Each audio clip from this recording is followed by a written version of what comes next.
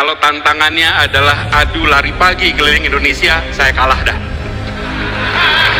Tapi kalau tantangannya adalah adu gagasan, adu karya, adu rekam jejak, maka kita insya Allah nyatakan siap kepada semuanya. Saya baca pantun dulu boleh?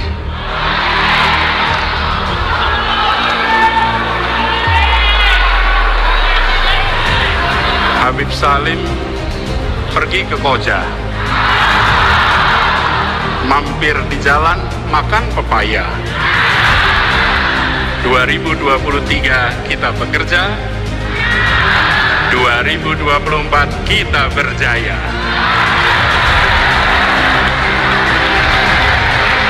Ustadz Saihu pergi ke Kemayoran, pulangnya muter mampir ke Kemang. Bersama dengan koalisi perubahan, biiznillah kita pasti menang. Kalau dua itu kelihatannya kurang lengkap. Ini koalisi bertiga, pesannya 3, 2 tambah 1 sama dengan 3. Satu lagi, PKS yang perjalanannya tadi diungkapkan berkali-kali. PKS telah menjadi salah satu partai yang untuk bisa dijadikan teladan dalam berdemokrasi. PKS konsisten bahwa berdemokrasi memiliki dua peran. Ada masa berperan di dalam pemerintahan dan ada masa berperan di luar pemerintahan. PKS menjalankan itu dengan konsisten. Ketika institusi politik, institusi ekonomi itu bersifat ekstraktif, memeras, maka pelan-pelan negaranya akan turun. Tapi kalau institusi ekonomi, institusi politik sifatnya inklusif, memberikan kesempatan setara kepada semua, pelan-pelan negara akan bangkit menjadi kuat, menjadi makin berkembang.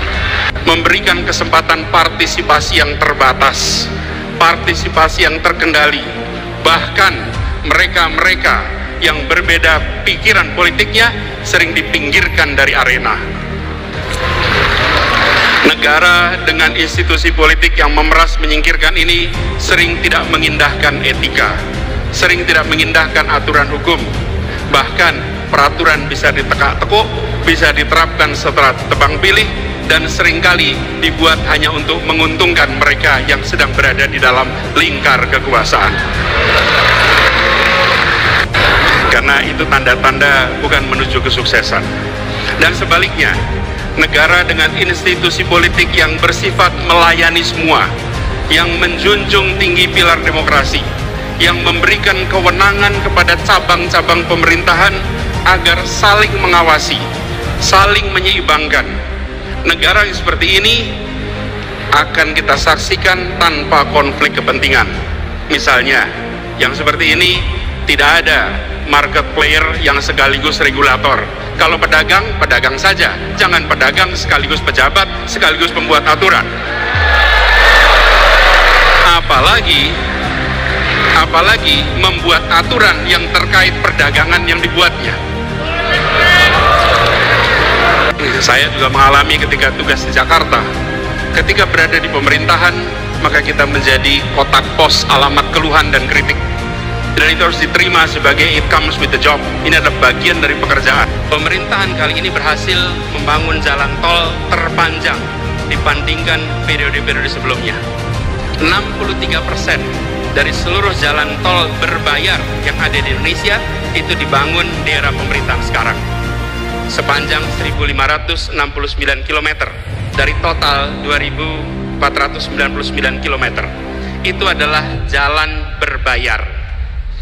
Sedangkan jalan yang tak berbayar, yang digunakan oleh semua secara gratis, yang menghubungkan mobilitas penduduk dari sudut-sudut desa ke perkotaan, yang membawa produk-produk pertanian, produk perkebunan, produk perikanan dari sentra-sentra tempat mereka dihasilkan ke wilayah-wilayah pasar, baik jalan nasional, jalan provinsi ataupun jalan kabupaten, terbangun 19.000 km di pemerintahan ini. Kalau coba saya bandingkan dengan pemerintahan 10 tahun yang lalu, di zaman Presiden Pak SBY, jalan tak berbayar yang dibangun adalah sepanjang 144.000 atau 7,5 kali lipat. Bila dibandingkan dengan jalan nasional, di pemerintahan ini membangun jalan nasional sepanjang 590 km. Di era 10 tahun sebelumnya 11.800 km. 20 kali lipat. Kita belum bicara mutu, kita belum bicara standar dan lain-lain, kita bicara panjangnya. Persatuan Indonesia hanya bisa dijaga dalam suasana keadilan dan kesetaraan.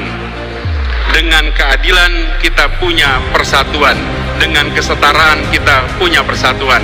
Mari kita pulang dari peringatan 21 tahun PKS, 115 tahun kebangkitan nasional dengan membawa pesan, kami hadir untuk menghadirkan keadilan sosial bagi seluruh rakyat Indonesia.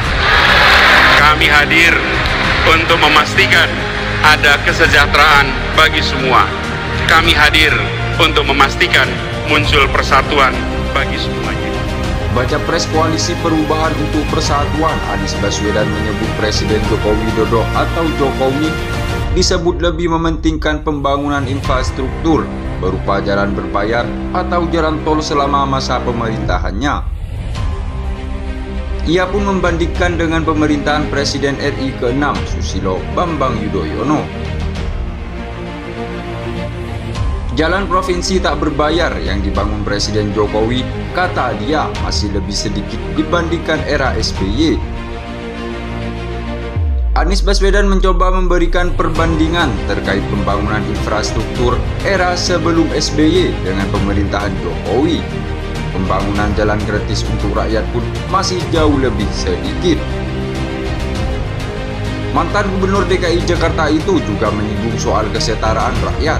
Seharusnya masa kepemimpinan Jokowi lebih mengedepankan sikap keadilan lantaran rakyat kecil membutuhkan akses jalan yang bagus untuk mengangkut hasil panen mereka.